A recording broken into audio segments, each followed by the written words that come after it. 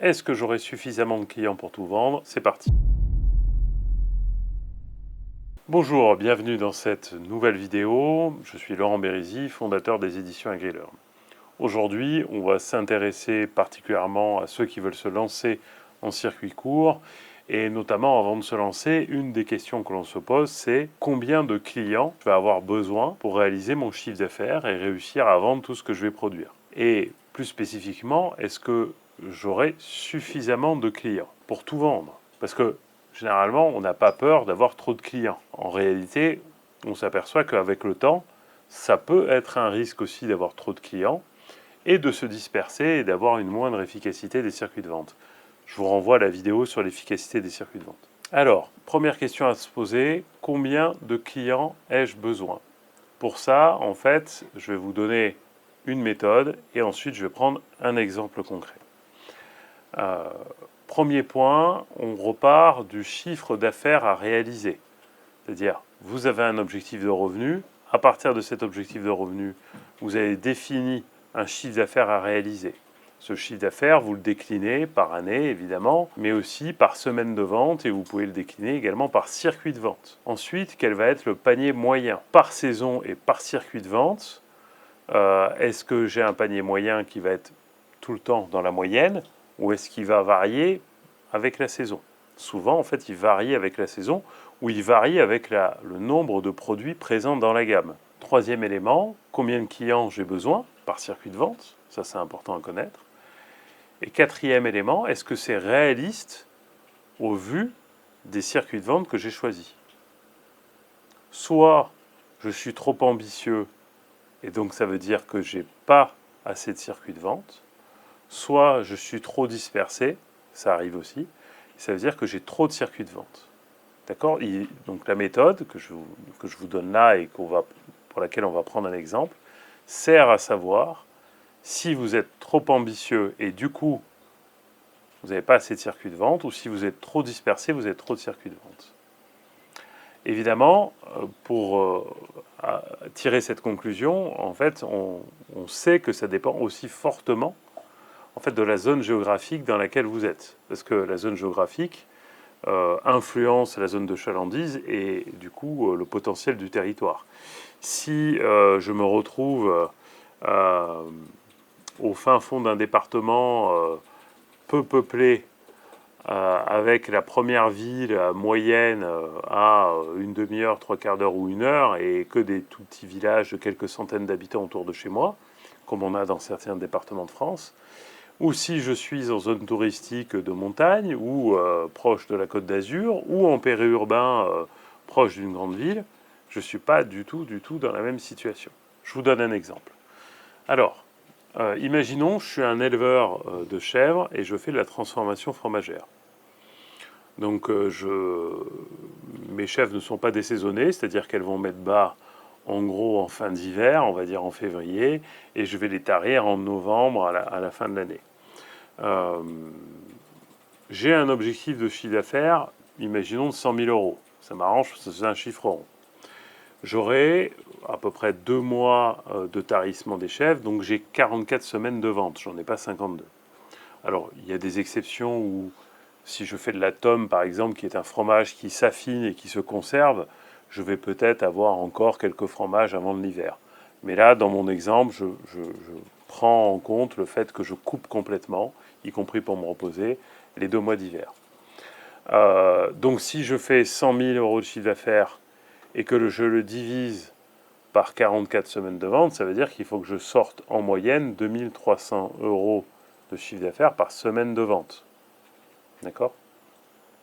Mais attention, la moyenne, elle se réalise qu'à un seul moment donné dans l'année, puisque dans toutes les productions, j'ai une forte variabilité liée à la saison.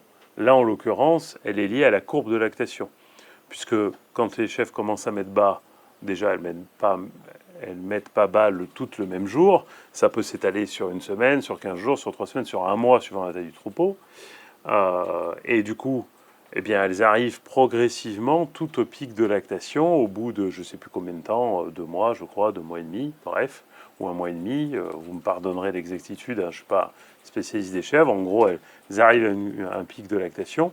Et ensuite, progressivement, en fonction de la saison, de l'alimentation, etc., elles vont maintenir à peu près ce pic et puis descendre tout doucement, jusqu'au tarissement. Donc ça veut dire qu'on va avoir un écart type qui est lié à la courbe de lactation, qui peut être tamponné suivant si on fait que des fromages frais ou si on fait des fromages qui se conservent. Ça veut dire que le choix qu'on va faire dans la gamme peut tamponner ce pic-là, ou pas.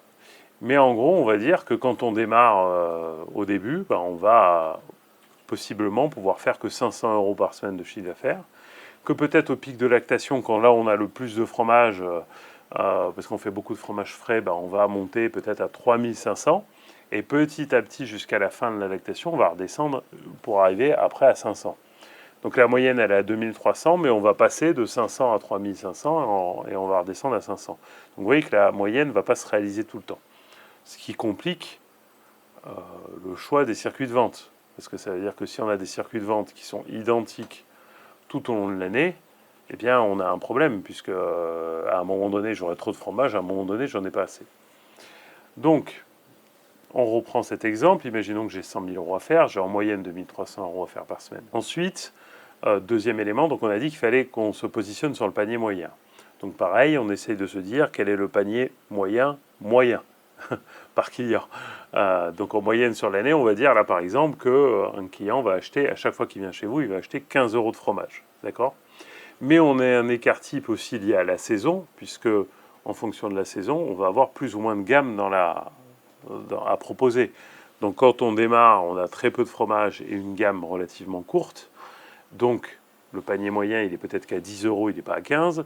Mais à un moment donné, quand on aura beaucoup de fromage, on va diversifier la gamme, on va faire beaucoup de types de fromage pour essayer d'avoir une gamme plus étoffée et ainsi faire augmenter le panier moyen. Et là, peut-être on sera à 25 € de panier moyen. On va retenir une moyenne à 15. Donc, pour savoir combien de clients j'ai besoin, puisque c'est ça la question de départ, eh bien, je vais prendre par semaine de vente le chiffre d'affaires moyen que je dois réaliser, en l'occurrence 2300 €. Je prends le panier moyen de vente, là en l'occurrence 15 €, je divise l'un par l'autre et ça me fait un nombre moyen de clients à trouver. Donc ça me donne un indicateur déjà du nombre de clients moyens. Là en l'occurrence, si je fais 2300 divisé par 15, j'ai arrondi, en gros ça fait 150 clients par semaine. Mais attention, 150 clients par semaine, vous n'avez pas une récurrence d'achat qui est de 1 pour 1, c'est-à-dire les clients qui viennent vous acheter, peut-être il y en a qui ne viennent pas toutes les semaines, il y en a qui viennent tous les 15 jours. Imaginons, vous avez 80% des clients, ce qui serait très bien, qui viennent toutes les semaines, mais vous avez peut-être 10% des clients qui viennent tous les 15 jours, puis 10% des clients qui viennent tous les mois. Donc ça veut dire que 150 clients, c'est le chiffre si 100% des clients viennent vous acheter toutes les semaines, c'est-à-dire qu'il y a une récurrence forte. Mais si moins la récurrence est forte, plus ce chiffre-là, il doit être augmenté. D'accord ? Parce que s'ils viennent que tous les 15 jours, imaginons que tous viennent que tous les 15 jours, c'est plus 150 que vous avez besoin. C'est 300 en volume. Et sur ces 300, il y en a 150 qui viennent la semaine A et il y en a 150 qui viennent la semaine B. Vous comprenez ? Donc il y a le nombre client de moyen qui doit être augmenté de la fréquence d'achat.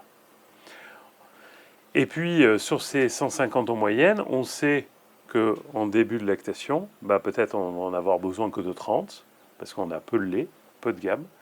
Et puis au pic, là où on a le plus de lait, le plus de gamme, eh bien peut-être on aura besoin de 200. D'accord ?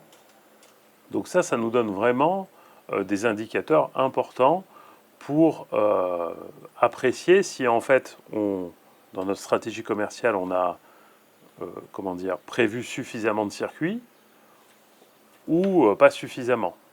Pour savoir si on démarre ou si on est déjà implanté, vous voyez, ça va être différent. Et également, pour se dire, en fait, j'ai des circuits que j'ai toute l'année, d'accord, comme le fond, là, vous voyez, un fond identique toute l'année de circuits qui me permettent de passer du chiffre d'affaires. Et puis ensuite, je vais avoir, en fait, des circuits qui vont peut-être être plus saisonniers. où je vais aller chercher des circuits de vente temporaires, ponctuels, qui vont me permettre de faire face à ces augmentations de quantité à vendre, de volume à vendre et de pic. Donc là, si on continue notre exemple pour aller au bout, si je fais 2 marchés par semaine plus une vente à la ferme par semaine, donc j'ai 3 lieux de vente. Ben, si j'ai besoin de 150 clients, j'ai 3 lieux de vente, il faut que sur chacun des circuits de vente, j'ai 50 clients. Donc après, vous voyez, quand on se disait il faut réfléchir si c'est réaliste ou pas. Peut-être qu'il y a un marché, ce sera réaliste. Peut-être si vous démarrez à la vente à la ferme, 50 clients toutes les semaines, c'est pas réaliste. Oui. Si par contre, ben, je fais moins, c'est-à-dire je fais qu'un seul marché et qu'une vente à la ferme, là j'en ai que 2, ça veut dire qu'il faut que j'ai 75 clients par circuit. Vous voyez, donc c'est comme ça qu'on adapte, c'est-à-dire qu'on part au début du chiffre d'affaires, on passe par le nombre de semaines de vente, par le panier moyen, et à la fin, on affecte ça par circuit de vente chaque semaine pour se dire combien j'ai besoin de clients par circuit de vente toutes les semaines. Et là, ben, on essaie de se dire est-ce que c'est réaliste ou pas, et on ajuste sa stratégie. Si je suis trop ambitieux, je rajoute des circuits de vente, ou je vends plus à des intermédiaires, d'accord, pour avoir moins de ventes directes à faire au départ. Dans notre cas d'éleveur de chèvres, on a dans des départements, on a une coexistence en fait de circuits courts et de circuits longs. C'est-à-dire on a des affineurs qui peuvent être intéressés pour vous acheter du lait. On a d'autres fromagers pour diversifier leur gamme qui peuvent être intéressés, ou des petites laiteries artisanales. Et donc, on voit des fois des éleveurs en fait qui vont dégager le lait du week-end, par exemple, ou plus que du week-end pour passer le pic de lactation. Déjà, ça leur fait gagner un peu en charge de travail le week-end, et puis ça permet en fait de pas tout cibler sur les circuits de vente directe parce qu'il y a une forte variabilité entre les saisons. Et là, on a pris l'exemple d'un chevrier, mais si on prend l'exemple d'un maraîcher, en fait,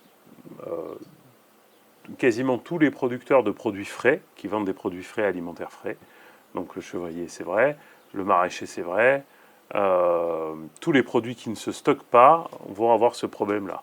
Un éleveur de poules pondeuses, par exemple, peut avoir ce problème-là, c'est-à-dire on a aussi une courbe de ponte, alors qui est moins prononcée qu'un pic de lactation, mais on a une courbe de ponte. Et les œufs, ça se garde pas 6 mois, hein, donc on peut pas faire de la tome et affiner. Enfin, vous voyez, on peut pas les.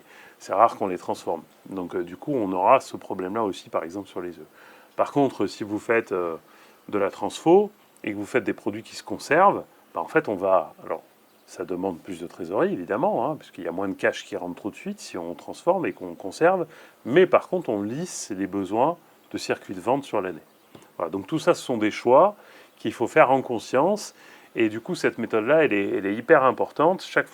Dès que vous avez fixé la production dans laquelle vous voulez vous lancer, les volumes en gros de chiffre d'affaires que vous avez besoin de faire, les circuits de vente, faites ce calcul-là pour savoir si à la fois les circuits de vente en qualité et en quantité sont suffisants et efficaces. À très bientôt pour de nouvelles vidéos.